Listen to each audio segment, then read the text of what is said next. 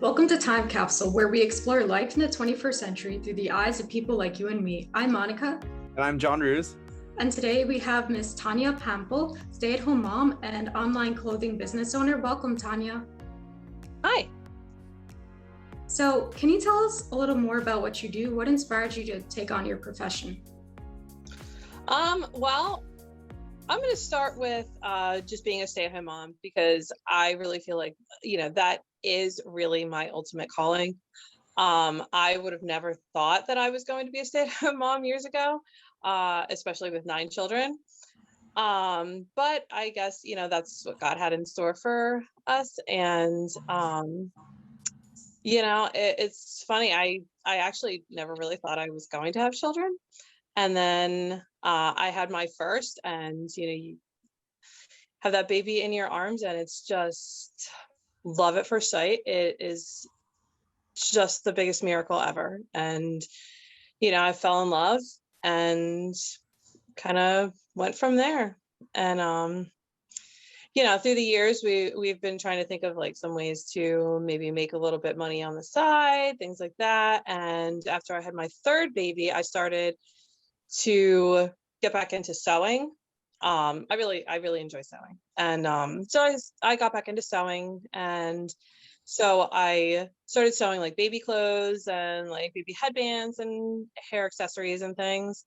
And so that just kind of took off. And my sister and I actually did it together for a while. And we used to go to like mommy markets and things like that and sell our items. And then we have an Etsy shop. And so we started selling a lot of it on Etsy and online. And that was fun. And, I still do a lot of that. I found myself not having a lot of time to sew because, we also homeschool. But I do try to keep up with it as much as possible. My biggest seller is my ruffled leggings, and that's something that I sell on a regular basis. And then, the opportunity came up to also get into a network marketing business, which I know, it works for some people, and some people it just doesn't. But it's a good Christian based company, and we sell CBD and natural weight loss items, and I love it. So it's great because it gives me an opportunity to kind of work at my own pace, where I want to, and be able to be home with my kids. And that's the most important thing to me. So Definitely. And you're your own boss. I mean, you're in charge of the house and with your own business. How is it homeschooling 9 kids at home? So it's crazy. Some days are just amazing, and everybody just sits down and gets all their stuff done, and whatever. And then other days it's like, the kids watched a movie and it's cool. I'm not super like strict about their schooling and stuff, to be honest. I want them to grow up learning to love to learn. And I think to me, that's so much more important than forcing them to sit there with books that they're not getting anything out of. And so, yeah, it's absolutely crazy here, especially having like a baby and a 2-year-old and a 4-year-old, and, the 2-year-old and 4-year-old, they're begging to do school too. And, it's just crazy. Do they call you teacher or mom? Mom, definitely mom. Yeah. So Tanya, what is your favorite subject to teach? It's funny because I grew up loving math, like love math. But you know what? I don't like teaching it. And I don't know why, but that is like, I don't know. But to be honest, I think I like history, which is also funny because I didn't grow up loving history, but now I love teaching my kids history. And some of my kids actually really like doing science with them. Like my 9-year-old son is like totally into anything like plants and gardening, animals like snakes and things like that. And so, he always has books pulled out about that, and we're always going through stuff like that. And so that's always fun. Well, you know what's funny? I was actually a math major in college, and Monica studied a lot of history in college. Oh, that's funny. Yeah, it's funny. I actually used to think that I wanted to be a math teacher when I was younger because I really loved math that much. But yeah, I don't know. I don't think I like teaching it as much as I thought I would. But I'm sure you see a lot of numbers in all the online businesses that you're working on. I do. And you know what? The thing is, even with kids, with young kids, like there's so much more math in everyday things than I think a lot of people even realize. Like my kids love to cook and they love to pull out recipes. My 10-year-old's constantly pulling off recipes off of Pinterest and things like that.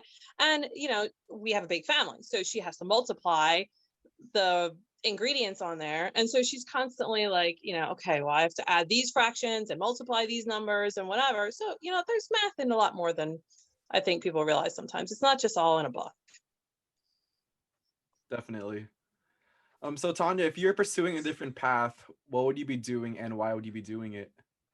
Oh man, I thought about that. And at first I was like, I don't know, what would I be doing? Because I love just being home with my kids. But if I didn't have kids, I think I would be super interested in doing like homeopathic healing of sorts.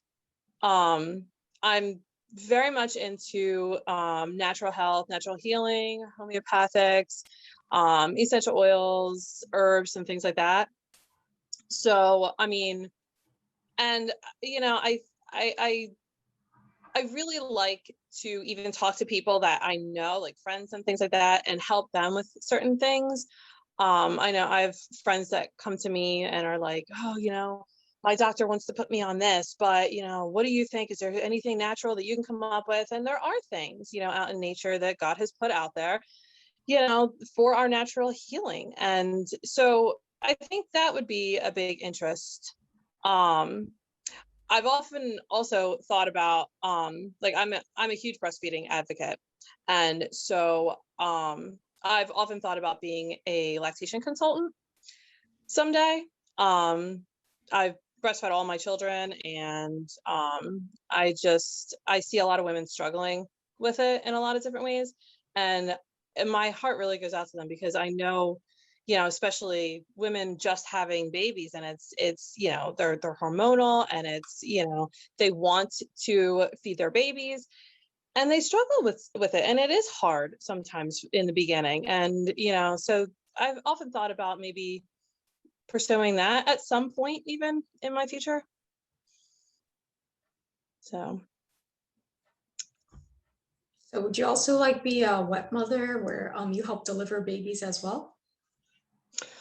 I don't know. I don't know about that. I did have my last one. My last one was a home birth, and I had a midwife there and everything, and they're wonderful. I don't know if I could do it though. I don't know. I think I would just really like to be, that lactation consultant that's there for, afterwards, and just helping a mother, be able to create that breastfeeding bond with their baby and be able to, give them that milk. And,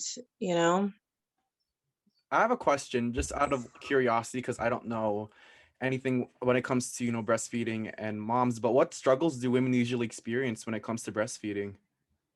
It could be anything from just getting that initial latch to, I think, I mean, there's other things like women getting engorging, and I think a lot of it, though, honestly, I think a lot of it is misinformation on things. I think doctors and nurses in hospitals, I think a lot of times are just very quick to help the mothers in a way that, it's just like, well, here, let's just give them some formula. And, I think sometimes they don't realize, like, giving the baby some formula, then they get used to a bottle, and then it's even harder to get them to latch sometimes, or then it just becomes easier for the mother that's just like, oh, well, maybe I'm not making enough. And I think too many mothers really think they're not making enough. And not that that doesn't happen, it does. It's, you know, but I think, you know, I think a lot of mothers just don't get enough of the support that they could use in that, honestly. I get it, because I feel like sometimes they're just trying to sell you the product, which is the formula, as opposed to like helping the mother bond with her baby. And more of like what we've been doing for thousands of years before we had formula. You know, it's a natural occurrence, and I feel like we're missing that point. Yeah, and I feel like a lot more mothers are starting to get back into that again. But yeah, I totally agree with you. So we're now in the segment of the show we like to call past, present, future. So how do you see yourself now compared to 5 years ago? Well, for starters, I had 3 less children 5 years ago, and I was living in a different state. I was born and grew up in Pennsylvania, and I lived there until almost 2.5 years ago, and we up and sold our house and moved to Indiana. So yeah, I mean, the difference in scenery and just overall life, and we were living in a very small house back in Pennsylvania, and you know, we kind of upgraded from there, and we live on farmland out here, and so it's just a lot more like, you know, nature outside for the kids and things like that. Yeah, I wasn't in the CBD and weight loss system business that I'm in now. Yeah. So on your land, do you have any like chickens or any farm animals? Yes, we do.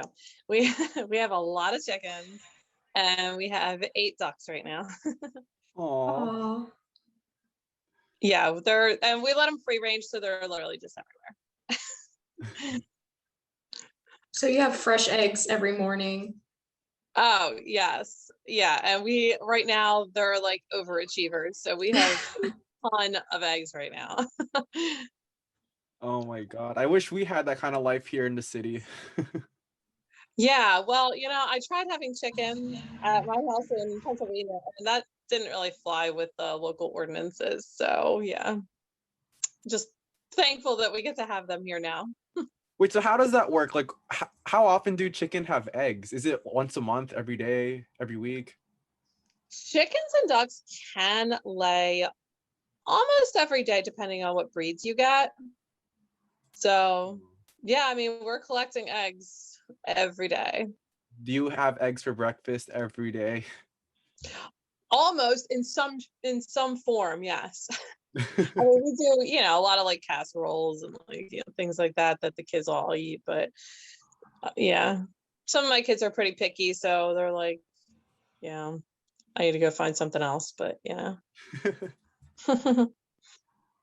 That's so cool though. Like you're homeschooling and like they learn about farm life and regular education like reading, writing, arithmetic.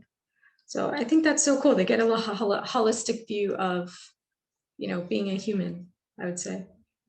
Yeah, absolutely. I totally agree. I love that my kids get to experience things like that. Like right now we have a chicken sitting on eggs, and we're thinking she's going to hatch some pretty much any day now at this point.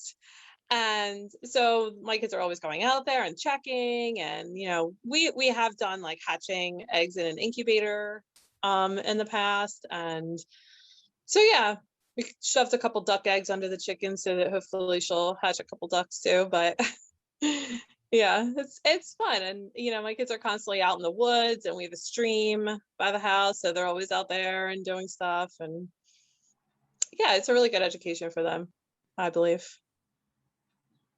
So Tanya, how do you see yourself 5 years from now? Well, this is a tough one for me, because I like where I am right now in a lot of ways. I would love to maybe get my business going a little bit further to be able to maybe take some of the financial strain off of my husband just a little bit more. And yeah, who knows? I mean, I'm not sure if we'll have more kids or not. That's, to be seen. But yeah. So Who you've knows? had so many kids throughout the years. How different was like the first time that you've had a child compared to, the ninth time, the later times? Oh, well, I think it's a lot different because when you're a first time mom going into things, like, it's, to me personally, this is just my experience, but for me personally, like, when I was pregnant with my first and having my first, I was very much, listening to every single thing that, a doctor told me. And, you a lot of times you don't question what a doctor says to you, as far as, like, this is what you need to do, this is how it needs to happen, this is, boom, boom, boom. And now I question everything. Now, like, after so many kids, I started to be like, well, no, that's not what I want, that's what you want. Or, so just even in, like, the pregnancy and labor and delivery aspect of it, it is very different for me, because I finally was like, no, I can do this a certain way. I do have rights to say no to this or yes to that. So as far as, parenting and raising the children, then I feel like I'm a lot different of a mom now than I was. And even my older two are 19 and 20. And they are always like, okay, the younger ones have a completely different mom than we had growing up. And I'm like, well, you get older and you learn.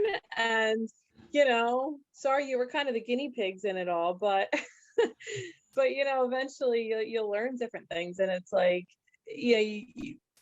patience sometimes not, but you learn a lot more patience with things. You learn to pick your battles. And it's like, some of these things, when I had one or two kids, I could focus on that and be like, no, we're not going to do it this way, whatever. Now it's like, okay, does it really matter if she goes to the store in pajama pants? No.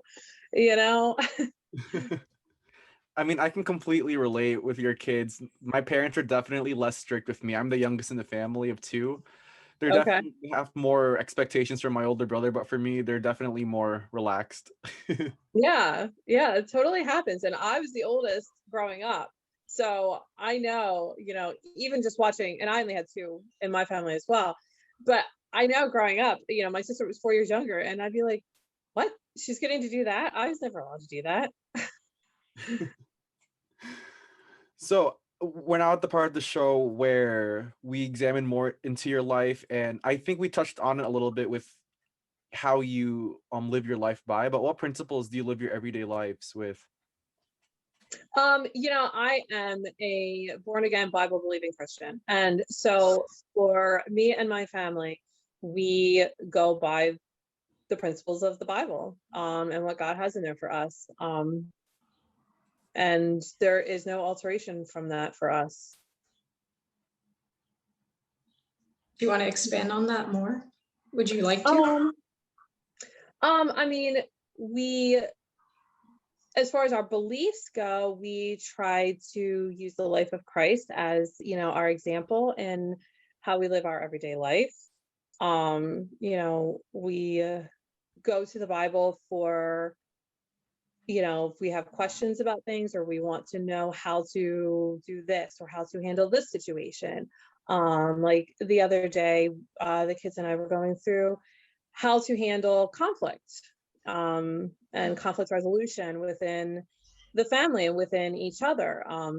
Like all kids do. My kids argue and fight with each other, and so, just bringing out verses and saying, this is how God would have us handle this. And, not just mommy, this person, this, and, you should punish them, or, just going to God's word and saying, how does God want us to treat each other, and, to put others first, and, not constantly be worried about ourselves and how we are being wronged, so just instances like that, I guess. Interesting. That's cool. Tanya, what are you grateful for? Oh man, I was trying to think of how to make this a little bit short, but honestly, I am Go for grateful it. for so much in my life. I mean, as you've heard of, my beliefs, the first thing I'm thankful for is God and Jesus dying on the cross for me, and that I get to go to heaven someday. I'm grateful that I have a husband that works hard for us, for our family every day, and provides for us so that I can stay home with our kids. I am grateful for the fact that I have 9 healthy children, and that I get to be home with them and enjoy, raising them and watching them grow up, and get to be side by side with them. I'm grateful for a family, that the family that I came from. My parents were wonderful, wonderful, hardworking parents, and gave me everything that they possibly could growing up. And I'm grateful for, I have one sister, and she is like my best friend in life, and I'm so grateful for my relationship with her. And she and her kids are coming to visit us for the weekend, so they're on their way here now. They're 9 hours away, so I'm pretty excited about that. So I'm grateful for that too. Does your sister also have a big family? She has 5 right now, so I guess kind of big, yeah. Wow, that's gonna be such a cool hangout with your kids and her kids. I always love being with my cousins, and I'm sure, I mean, imagine having 9 cousins from your aunt's side. I would love a life like that. Yeah, it gets pretty crazy here when they visit. It's like, obviously there's just kids running everywhere, and yeah. So we're now at the part of our show where we actually get our title, Time Capsule. So now I'm going to ask you, if you were to leave something in a time capsule for people to dig up 100 years later, what would you put in there and why? This was probably the hardest question for me. I was really thinking about that, and of course, I was kind of joking around. I'm like, I don't know, a face mask or something, We've gotten that but before. but honestly, it would probably just be maybe some photos of my family, and maybe something that would kind of represent each one of my kids, and things that they love, or things that they're proud of themselves for, or something like that. Like, my 19-year-old, she is very big into, health and working out, and I might put like a dumbbell in there for her. Or, my 10-year-old is on a gymnastics team and a dance team, so maybe I'd put like a medal in there of hers, or something like that. Just something that would just really represent each of my kids, and some photos of them. Oh, that's so heartwarming to hear. So, Tanya, do you have any advice for like women who are contemplating like staying at home, maybe for, the rest of their marriage, or for like a little duration? Do you have any advice for them?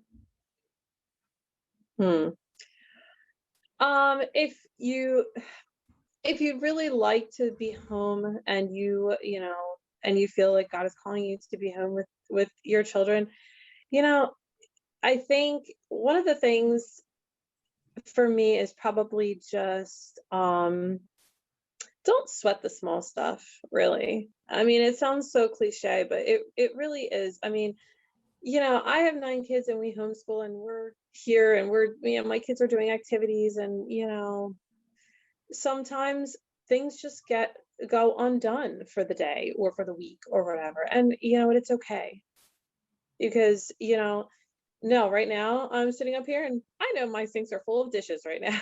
And it's okay.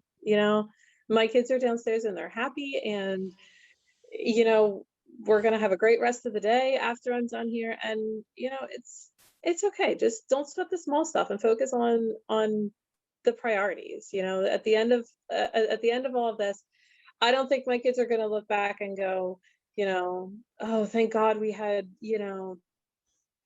we spent all our time cleaning and making sure that chores got done, or this got done, or that got done. You know what? If my 2-year-old wants to read a book, I sit down and read a book.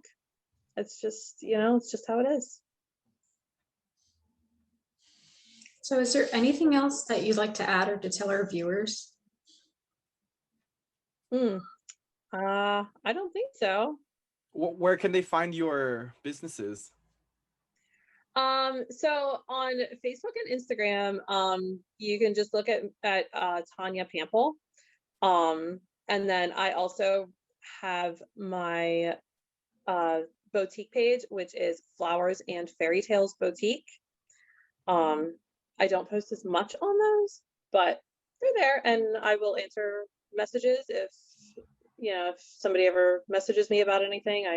I do custom orders on things. Like right now, my 10-year-old is very big on volunteering me to make her and her gymnastics teammates all matching leotards and things, which is what I've been doing lately. So I take custom orders on almost anything for children's clothing and things like that. So Awesome. Well, Tanya, thank you so much for being a part of our time capsule, and thank you to our viewers for watching. Please make sure to like, comment, share, and subscribe. Tune in again next week to meet another amazing addition to our time capsule. Bye. bye. Thank you.